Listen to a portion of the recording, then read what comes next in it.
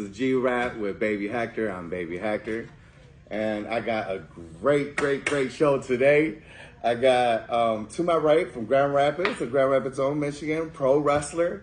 My man wrestled for promotions like Global Force Wrestling, Juggalo Championship Wrestling, TNA Impact Wrestling, All-American Championship Wrestling. He's won world heavyweight titles for multiple promotions, including Juggalo Championship Wrestling, American Pro Wrestling Alliance, and Elite Pro Wrestling. He's ranked as one of the top superstars by Pro Wrestling Illustrated. Notable feuds he had is with Brian Cage from AEW, Eli Drake, who is now known as LA Knight, Abyss, Braxton Stutter, Nick Aldis, Moose, you name it. This is my man right here, Steve Wilson, but you guys know him as Kongo Kong. Yo, I appreciate it. Thank you for coming. I appreciate you having me. I love it, bro. And to my left, I got another pro wrestler, his student from Fort Wayne, Indiana. His acronym to his name is N.E.R.D 5, but when he wrestles, it's anything but, I swear to you. Current All-American Championship Wrestling Eternal Excellence Champion. He is trained by Kongo Khan himself, but he is the biggest rival he has as we speak. We got Robbie Nyman, also known as Nelson Edwin Robert Doolittle V. Thank you, man. I appreciate it. Thank you for coming. That's what's up. So you guys had a little trip. What made you want to wrestle when you first started? What made you want to wrestle? Well, I'll tell you what. I actually have a couple of friends of mine that are more into athletics and a lot more athletic than I ever could. And I actually even went to school with people that were able to make it to pros and the NFL and stuff like that. So basically, this is my way of being able to live my childhood dream. I always thought of myself as being pretty charismatic. Like I said, it's a way to showcase your athletic ability while trying to entertain a crowd and telling a story and all that stuff. So basically, being able to showcase my big personality in front of an audience and being able to hit some people and take some hits is always really fun too. So yeah, it's been a dream of mine since I was a little boy, and being able to live it has been shocking to say the least. I'm very blessed. Yeah, that's awesome. That's living the dream. That's definitely living the dream. Absolutely. What made you want to wrestle? Well, according to my dad, when I was 5 years old, I was saying that I wanted to be Hulk Hogan. And I guess technically that moment was when Hogan body slammed Andre the Giant, you know what I'm saying? And that kind of shifted my focus, because I didn't like football at the time, and there really wasn't anything else. And I mean, honestly, I spent 4 years in college and still couldn't find anything else I wanted to do other than wrestling. So, once I became 18, I started to pursue it. How'd you get your name? Well, I started off as Osiris. That's what I grew up in this area doing from about 98 to 2000. And then moved down to Fort Wayne, Indiana. Eventually ended up wrestling for a place in Chicago, which got me hooked up with Insane Clown Posse and Juggalo Championship Wrestling. And I showed up to a show and thinking, okay, I'm going to be Osiris, and I probably have to paint my face or whatever again. But to my surprise, they had like different plans. And so we're standing in the meeting, and the guy's going through the show, and he's like, then Kongo Kong's going to come out and beat everybody up and blah, blah, blah. And I'm like, Kongo Kong? Who is this Kongo Kong? And I'm looking around, and like, I know everybody here. I know his name is Madman Pondo. His name is whatever. That's not a Kongo Kong. So then finally the guy looks at me and he goes, oh, that's your new name. You can use it wherever you want. And I'm like, because I already knew what it was going to entail. I knew I was going to be your stereotypical black savage. Umaga like. Yeah, because that was the original premises for the gimmick was Umaga / Kamala. And okay. I'm like, okay, but I don't want to be dumb. You know what I'm saying? And I was like, wait, Ultimate Warrior was a savage. He just talked. And he talked quite intelligently. So why can't I be that kind of person? But I don't really want to talk because, it's better when you can use your facial expressions and your body language to emote what it is that you're trying to get to the audience. So I kept that aspect out for the most part as far as talking, and just kind of went with it from there, and kind of turned it into my own thing, really. You mentioned that match where Hulk Hogan body slammed Andre the Giant. That's my earliest memory of pro wrestling. Is that yours? Yes. What's One your of the areas. what's your earliest? Mine is I'll never forget it. It was when Kane made his debut, and I'll never forget. I'm like a little boy, like watching all these scary movies with my grandpa, and then all of a sudden we put on Raw wrestling, and I just see the image of just Kane ripping off that cell door, and I was just terrified. I'm like, nothing can stop this guy. Not even the ref or police officers or a steel cage, or Hell in a Cell in that case. So yeah, it was pretty scary. About what year was that? 98, but I'm sure it's probably like a rerun or something. Yeah, I've been wrestling longer than this kid's been. And now you teach, right? So what's up with your school? Tell me about your school. Yeah, it's located in Bluffton, Indiana. It's called Professor Kong's Wrestling Academy. You can find us on Facebook, or you can just hit me up. And I have probably like 13, 14 current students, and a whole slew of previous children. My kids. I don't have any natural kids. These are my kids. You know, they come over and eat up all my food and lay across my couch and, you know, all that stuff. Whatever, it doesn't matter. You know what I'm saying? We spend a lot of time together, and so for me, blood don't always make you family. Proximity does. Yeah. No, I'm all about that. I understand fully. And you brought 2 extra kids, didn't you? Come on real quick. So who do we got here? Couple of the gang. Oh, you don't want the shoot name? Or Yeah. That's I'm Caden. Caden. And then Kayfabe, what's your... Tate Manson. All right. It's a little bit of a serial killer look. CFR. Cactus Jack. Yeah. Okay. All right. And then Caden Rutana over here, he goes by CFR because, you know, we weren't creative at the time when we came up with his name. Actually, he had it before me, and he was stuck in one of those situations where he was trying to spin his wheels and wasn't going nowhere, and he didn't have the training that he needed and stuff like that, and now he is well on his way. That's what's up. And he's doing stuff that he never thought that he could do. Never really had the confidence to do, and I mean, like a lot of these guys, a lot of times I get a lot of feedback. Hey, you taught me a lot of things about life with some of the lessons that you taught in wrestling, and you know, and that's my goal, is to leave not only wrestling but this place better than when I got it. So. Before I bust up you guys' knees real quick, what is he a good teacher? How's he a teacher? I'm just 100%. Put you on the spot right there, but yeah. not even with just wrestling though, with your personal life. How many times he's guided not just me but all of us in the right direction with our own personal lives. I love, man.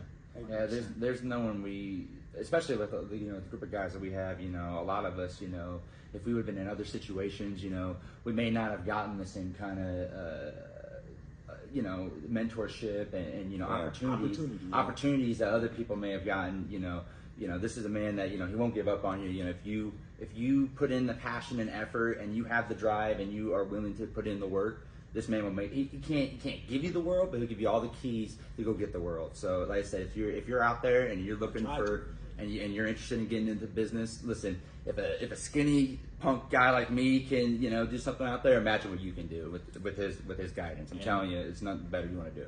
When I met Robbie, he couldn't run. Well, So it was horrible because, I'm in there. I'm like, so I used to play like basketball and stuff like that. But getting in the ring for whatever reason was just very awkward for me. I'm running the ropes. I don't know what I'm doing for whatever reason. I forget how to walk right. You know what I mean? Yeah. It's just I was the whole time. He's has me run the ropes. I'm what am I doing? I know for a fact I'm better than this.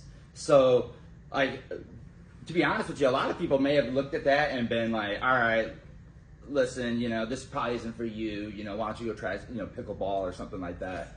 But here you are. yeah, You know what I'm saying? Yeah. So you know, Yeah. he, like I said, he had my back since day one, and so like I said, you got the drive, you got the passion, you got the willingness to put in the work, then you can have anything you want. Be a pro wrestler. Yeah. Thank you guys. I Thank you. appreciate it, man. Thank you. I don't mean to be like there's a spot for everybody, but there kind of is. You know, if you can't do the flips and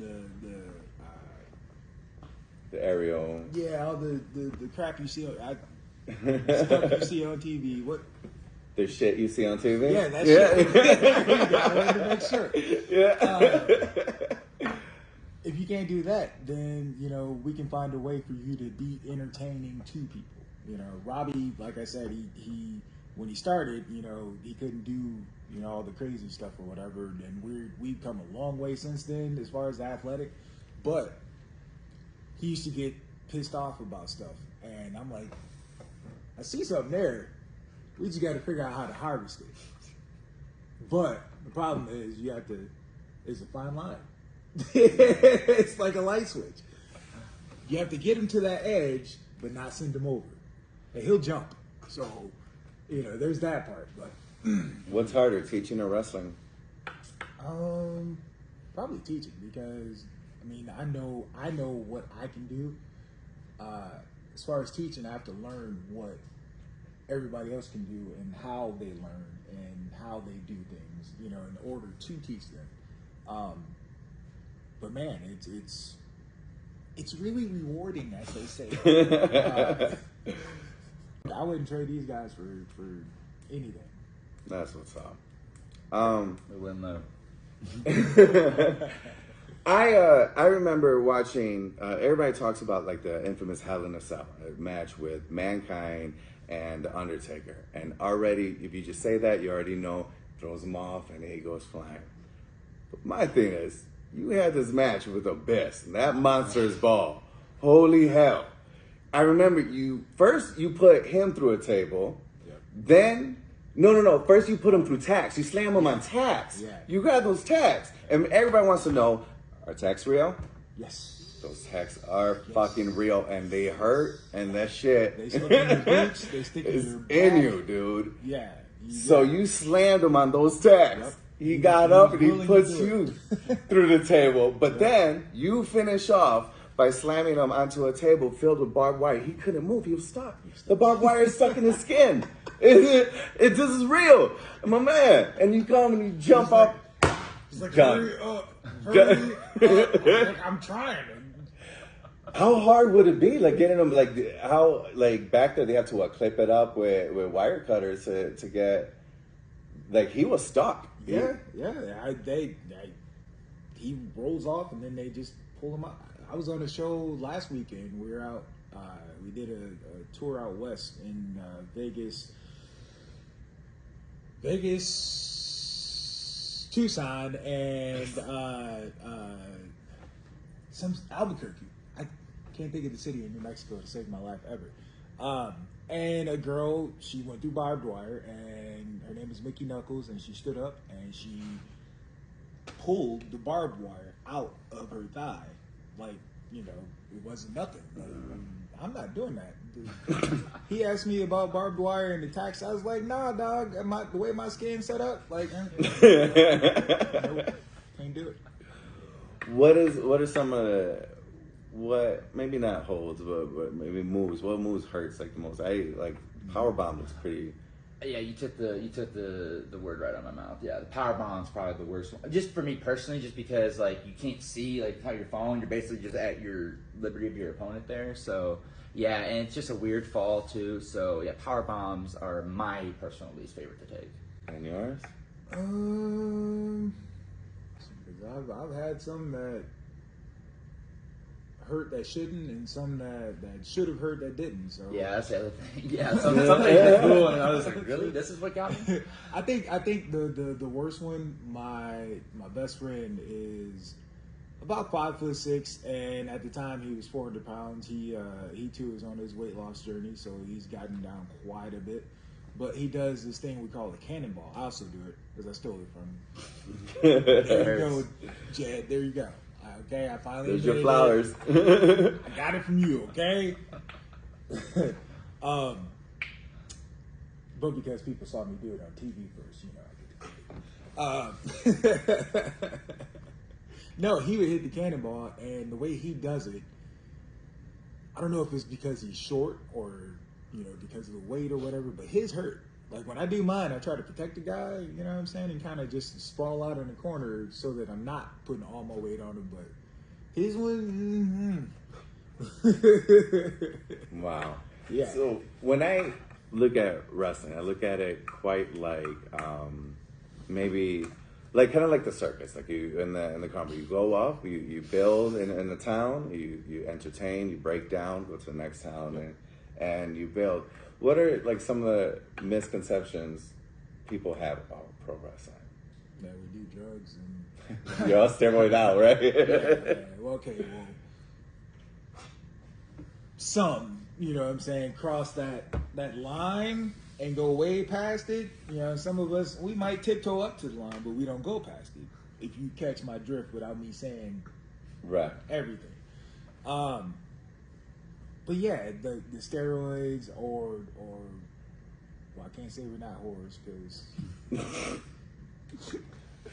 or that we're bad people. We're not. You know, we have families and we love, and you know, some of us were raised in church and you know, have the faith background and things like that, and you know, we try to be good people. Period. That, you know, and I try not to associate with anybody bad. If there's somebody bad, you know, and it's proven that you're bad, you're a bad person, and there's no redemption, then I'll try to stay away from you. But if somebody makes the claim that you're bad, you know, and they don't have any factual evidence, then yeah, I'm gonna see what that's about, and I'm gonna try to find out, find you and the circumstances and see what it is that we can do about it to help you out of that or help you avoid that, move past that, whatever.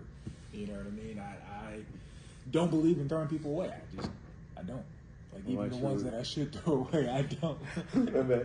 I mean, because but what are some misconceptions you think about pro wrestling people? Well, I think, like, kind of piggybacking off what Steve's saying, you know, what I like to think, and I didn't really know this as much as I did when I got into it. I thought, like, when I first got into wrestling, you know, I thought I knew everything. I watched internet videos and everything. But really, the biggest misconception is how much of an art wrestling really is. It's 100% about storytelling. Like, you know, people see moves on TV and they're like, oh, I like that move, or that move was cool, but they have no idea why they like that move, or, you know, why that moment meant so much to them. You know what I mean? It's not just because they just randomly did it, you know, just to do it. You know, a lot of times they set it up perfectly. You know what I mean? They build up to that climax moment. So what it took to do it, yeah. So the biggest misconception that I think people have is just that, you know, when wrestling is done right, it is a very, very beautiful art, and I wish it'd be viewed a little bit more in that aspect, in that realm at times. But yeah, like I said, I've learned a lot since then. And that's people on this side of the guardrail that have that misconception about what wrestling is. Yeah. And all in all, if you don't watch wrestling, you're an asshole. Just so you know. Like, wrestling's awesome. And you really should watch it. Just so you know. Just so you know. I mean, I ain't saying all wrestling. All elite. Oh, yeah. But, you Some know. wrestling is not good for you because, you know, all they teach you or show you is what kind of cool tricks I can do. And you look at their track record and how many people have been injured on their show. You don't want injuries, man. We got to work tomorrow. Yeah. You know what I'm saying? The reason I didn't do MMA and boxing and stuff like that is because I like my face out of it. Like, yeah, I'm missing a tooth, but I'm still sexy as a mug. Shoot. Yeah. What's up with John Cena being here? I like it. Yeah? Love it. Yeah. I mean, personally, I love it. You know, you already know I like it. Why? Well, I mean, I don't know. Why? I don't know how, like, good I'm supposed to be here, or how bad He it doesn't like the new product. He prefers the older stuff. I like. Okay. Okay, I'm not a big cookie cutter kind of fan. I like a little bit more edgy. I like a little bit more Raw, if you want to call it Yeah. that. You know, Attitude era. yeah, I like. That's what he grew up on. Yeah, I grew up in the Attitude Era, ruthless aggression. You know what I mean, that kind of deal. So I'm more of a fan of like the edgy, the more like I don't know what's about to happen. Not, and buttons, yeah, yeah. and don't get me wrong, I love John Cena. I was like one of the biggest John Cena fans as a little boy growing up. But seeing this side of him is just such a, you know, I'm like, yeah, you know what I mean. Thank God, you know what I mean. He's not going to go out Isn't like that- typical, you know what I mean. So I'm excited. I'm at least excited to different. What about you? What do you think about this heel turn? I love the heel turn. I'm just waiting to see because I keep reading something about them doing a big setup where he turns back babyface, which Yeah. I can see that too. You know what I'm saying? Because it is John Cena. He's only been their most important superstar over the last 20 years. So Here's my thing. First of all, I think he already beat Ric Flair's record. Ric Flair was WWF champion twice, and that's that. You know what I mean? That he is 16-time world champion in other, you know, including other promotions. Right. So if you did that with every pro wrestler, I don't know how these records are going to go. You know what I mean? With every promotion that he's been at that. So when it comes to WWE, John Cena's already 16-time WWE world champion. that's true. So, you know what I mean? He's already got it. But he still has that record to break in everybody else's eyes. And he's done it, always done it cleanly. So now as a heel, are you still going to do it clean? How are you going to break this record, if so? You know? So that's what made me wonder about this whole heel turn. I didn't... Forget about the merchandise. I don't even give a shit about the little kids crying. They'll be fine. But I want to know how they're going to treat this whole championship. And speaking of storylines, for a second we could step away from Robbie and Steve and just and have a section where we talk to Mr. Kongo Kong and Nelson Edwin Robert Doolittle V. Khan is more of a grunter. But is Kong going to take your title from No, now? no. I took it fair and square. It was, you know, everybody saw that I took it to him. You know, it was, fair and simple. Simple as that. And history's going to repeat itself. Simple as that. Yeah. You didn't hit me with anything.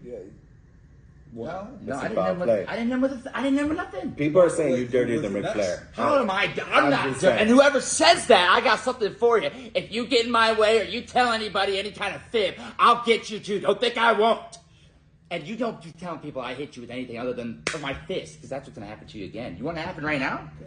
Oh, Remember that yeah. Christmas Don't. Guys, please. I'm not. Do you No. remember that Christmas tree? Do you No. remember how you ended up in that Christmas tree? What did I ask for? It's. Do you remember how you ended up rolling down those beaches? It was coincidence. No, I don't remember that really. Oh. Yeah, I didn't goodness. think so because Down the you bleachers. bounced on your head several times that night. Yeah, You just happened to get lucky because you had somebody in your back pocket that helped you. I may or may not have had some help from Pat or not. That's not the point. Okay. The point is I'm the champion. I think I I'm could settle a lot this. better I than could him. I'm settle a lot this. better than Let's him. be Lot better. honest. You needed an elevator to climb this mountain. Oh, snap. Yeah, you need double the arm strength for that. I'm a lot stronger than need you. to use Save that. Save that. I That's a didn't good use that. one. I That was like a good that line. shit. Not good. It Bars. wasn't that Guys, good. It we're wasn't gonna that settle good. this. It wasn't Ain't that that what- good. what- The best way we know. We're gonna have a game of name bats, and so what we're gonna do is name the superstar once we hear the WWE or any other theme music.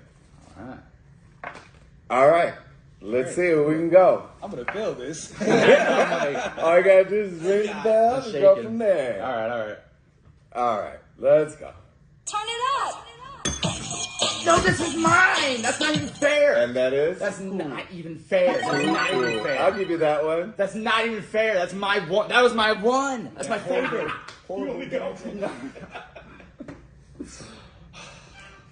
Mamacita.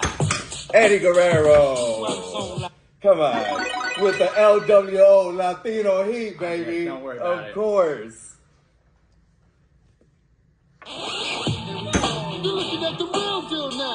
D'Lo Brown. That's right. I wrestled him one He's a time. nice guy. I love him. How was that? It was fun. It was easy. Is he cool? Like, do you get Yeah, starstruck man. yourself? Like, The only person that really, who was it that starstruck me? No. all right. He starstruck me. They put on their pants just like we do. You know That's what I'm saying? right. I've come to understand that, and I have wrestlers come up to me all the time and, oh my God, you Congo. All right, chill with that. Sit down. You gotta remember the first time I saw you, I shit myself. I forgot about that. Man, you know what I'm saying? Yes, we love that shit. Yes, I got excited as hell. Yeah. All right, let's go to the next one. Damn. Got it. I do it. Got it. Yeah. Who's that? Godfather. Right. I use a train right about now. I'm telling you. Oh, hell yeah! Okay, I lied. Dave. That's what you get. Yeah, what was that one? Oh, hell yeah! People think they know him. Say he's wound a little tight. They say he goes looking for trouble. That he's No. The Stone Cold. Oh, That's what? actually- No, that's definitely not. But Is so, your glass break? You heard the glass break? yeah. They take it out and then the beat comes in. But this is what it actually. Oh, this is it was the- that one time where he has that. The that vibe. yeah, Yeah. yes. But that sounded like DX's. That's what I Word, was saying. I was yeah. thinking I was Yeah. like, that X something? Yeah. Okay. I'm an They idiot. all done by Jim Johnston. Yeah. Yeah. Yep, yeah, it's him. I tell you, DX is gonna kick your ass right now. DX.